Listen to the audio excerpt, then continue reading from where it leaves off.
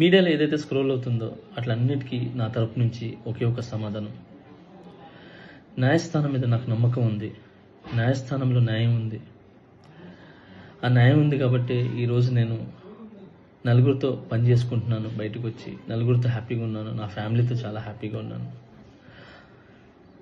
నా మనసుకు తెలుసు ఏం జరిగిందని, ఆ దేవుడికి తెలుసు, నా అంతరాత్మకు తెలుసు. ఇవన్నీ కూడా రేపు న్యాయస్థానంలో కోర్టు నిర్ణయిస్తుంది, న్యాయస్థానం నిర్ణయిస్తుంది.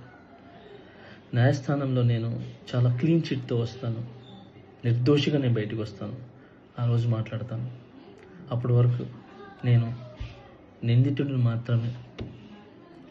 సో నేను ఓన్లీ నిందితుడిని మాత్రమే. మీ ప్రేమ నాకు ఎప్పుడు ఇలానే ఉండాలి, ఇలానే ఉంటుంది. నాకు తెలిసింది ఒకటేనండి, నాకు వచ్చిన పనితో బాగా కష్టపడటం, ఎంటర్టైన్ చేయటం.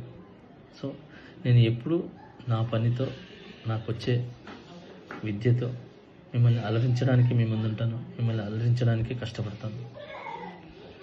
సో ఈరోజు నేను ఇక్కడ ఏదున్నా కూడా ఈ పొజిషన్లో, అదంతా మీ బ్లెస్సింగ్ వల్లే, మీ యొక్క ప్రేమ వల్లే. మీ ప్రేమ నాకు ఎప్పుడూ ఉండాలి.